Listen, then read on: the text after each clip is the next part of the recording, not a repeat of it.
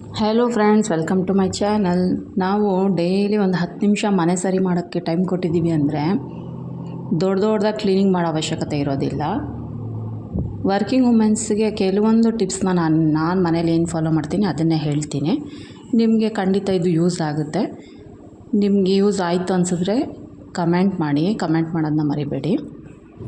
First ಏನಪ್ಪ ಅಂದರೆ, ನೀವು ಫ್ರೀ ಇರ್ತೀರಲ್ವ, ಆ ಟೈಮಲ್ಲಿ ಮನೆಗೆ ವಾರಕ್ಕಾಗೋಷ್ಟು ತರಕಾರಿ ಆಗಲಿ, ಅಡುಗೆ ಮಾಡೋಕ್ಕೆ ರೇಷನ್ ಏನಾದರೂ ಬೇಕಿದ್ದರೆ ವಾರಕ್ಕಾಗೋಷ್ಟು ತಂದು ಇಟ್ಕೊಬಿಡಿ. ಫ್ರೀ ಇದ್ದಾಗ ಆ ತರಕಾರಿ ಎಲ್ಲ ನೀಟಾಗಿ ತೊಳ್ಕೊಂಡು ಕಟ್ ಮಾಡಿ ಒಂದು ಬಾಕ್ಸಲ್ಲಿ ಹಾಕಿ ಫ್ರಿಜ್ಜಲ್ಲಿ ಇಟ್ಕೊಬಿಡಿ. ನೆಕ್ಸ್ಟ್ ಇನ್ನು ಬೆಳ್ಳುಳ್ಳಿ ಬಿಡ್ಸಂಗಿದ್ರೆ ಬಿಡಿಸಿ ಬಾಕ್ಸಲ್ಲಿ ಹಾಕಿ ಇಟ್ಕೊಬಿಡಿ.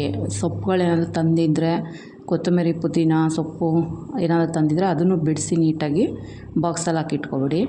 ಶುಂಠಿ ಬೆಳ್ಳುಳ್ಳಿ ಪೇಸ್ಟ್ ಮಾಡಿ ಇಟ್ಕೊಳ್ಳಿ. ನೆಕ್ಸ್ಟು ಉಪ್ಸಾರು ಖಾರ ಏನಾದರೂ ಮಾಡೋದಾದರೆ ಮಾಡಿ ಒಂದು ವಾರಕ್ಕಾಗೋಷ್ಟು ಫ್ರಿಜ್ಜಲ್ಲಿ ಇಟ್ಕೊಬಿಡಿ. ನೆಕ್ಸ್ಟ್ ಇನ್ನು ಒಂದು ವಾರಕ್ಕಾಗೋಷ್ಟು ಬ್ರೇಕ್ಫಾಸ್ಟ್ ಏನು ಮಾಡೋದು, ಮಧ್ಯಾಹ್ನ ಅಡುಗೆ ಏನು ಮಾಡೋದು, ಸಾರು ಏನು ಮಾಡೋದು ಅನ್ನೋದನ್ನ ಮೊದಲೇ ಪ್ಲ್ಯಾನ್ ಮಾಡಿಕೊಂಡು ಒಂದು ಟೈಮ್ ಟೇಬಲ್ ಪ್ರಕಾರ ಮಾಡ್ಕೊಳ್ಳಿ. ಅಷ್ಟೆಲ್ಲ ನನಗಾಗಲ್ಲ ಅನ್ನೋದಿದ್ದರೆ ನಾಳೆ ಕತೆ ಏನು, ನಾಳೆ ತಿಂಡಿ ಏನು, ನಾಳೆ ಅಡುಗೆ ಏನು ಅನ್ನೋದನ್ನ ಇವತ್ತೇ ಪ್ಲ್ಯಾನ್ ಮಾಡ್ಕೊಳ್ಳಿ. ಸುಮ್ಮನೆ ಕೆಲಸದಿಂದ ಬಂದ ತಕ್ಷಣ ಒಂದು ಸ್ವಲ್ಪ ಕಣ್ಣಾಡಿಸಿ ಏನಿದೆ ಏನಿಲ್ಲ ಏನಾದ್ರು ಇದ್ದರೆ ತಂದ್ಕೊಬಿಡಿ.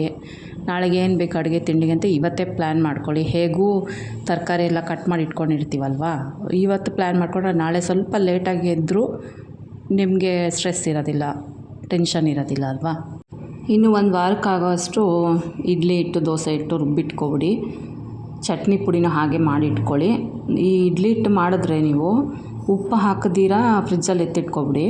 ಬೇಕಾದಾಗ ತೆಗೆದು ಅದರಲ್ಲೇ ಉಪ್ಪು ಹಾಕ್ಬಿಟ್ಟು ದೋಸೆನೋ ಇಡ್ಲಿನೋ ಇಲ್ಲಾಂದರೆ ಪಡ್ಡು ಮಾಡ್ಕೊಳ್ಳಿ. ಪಡ್ಡು ಅಂತೂ ಮಕ್ಳು ಇಷ್ಟಪಡ್ತಾರೆ. ಉತ್ತಪ್ಪ ಈ ಥರ ಎಲ್ಲ ಮಾಡ್ಕೋಬೋದು. ಇನ್ನು ಚಿಕ್ಕ ಮಕ್ಕಳೇನಾದರೂ ಇದ್ದರೆ ಇದೇ ಹಿಟ್ಟಿಗೆ ಬಾಳೆಹಣ್ಣು, ಹಲಸಿನ ಹಣ್ಣು ಇಲ್ಲಾಂದರೆ ಅವ್ರು ಯಾವುದು ಫೇವ್ರೆಟ್ ಫ್ರೂಟ್ ಇರುತ್ತೆ ಅದನ್ನು ಹಾಕಿ ಪ್ಯಾನ್ ಕೇಕ್ ಥರ ಮಾಡಿಕೊಡೋಕೆ ಕೊಡ್ಬೋದು. ಅದಕ್ಕೆ ಸ್ವಲ್ಪ ತುಪ್ಪ, ಜೇನುತುಪ್ಪ ಏನಾದರೂ ಹಾಕಿಬಿಟ್ರೆ ಅವರು ಫುಲ್ ಖುಷಿಯಾಗಿ ಬಾಕ್ಸ್ ಖಾಲಿ ಮಾಡ್ಕೊಬರ್ತಾರೆ. ಆದಷ್ಟು ನಾವು ತರಕಾರಿ ನಮ್ಮ ಡಯಟಲ್ಲಿ ಇರೋ ಥರ ನೋಡ್ಕೋಬೇಕು.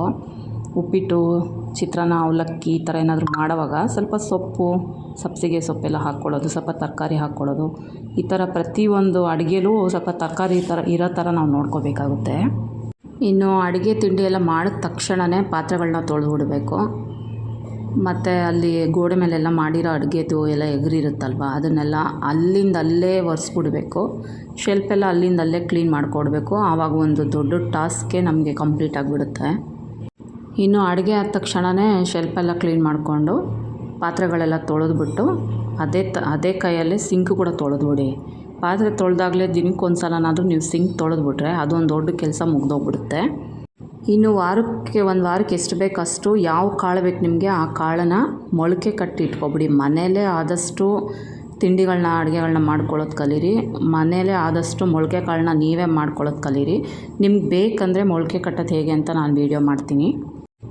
ಇನ್ನು ಸಾಕ್ಸ್ ಆಗಲಿ, ಇನ್ನರ್ ವೇರ್ ಆಗಲಿ ಒಂದು ಕಾರ್ಡ್ಬೋರ್ಡ್ ಬಾಕ್ಸ್ ಥರ ಯಾವುದಾದ್ರೂ ಇದ್ದರೆ ಇಟ್ಕೊಂಡು ಅದರಲ್ಲಿ ಸಪ್ರೇಟಾಗಿ ಇನ್ನರ್ ವೇರ್ಸು, ಸಾಕ್ಸ್ನ ಹಾಕಿಟ್ಕೊಳ್ಳಿ. ಸಡನ್ನಾಗಿ ಕೈಗೆ ಸಿಗುತ್ತೆ, ಅದು ಹುಡ್ಕಾಡೋ ಅವಶ್ಯಕತೆ ಇರೋದಿಲ್ಲ ಆಗ.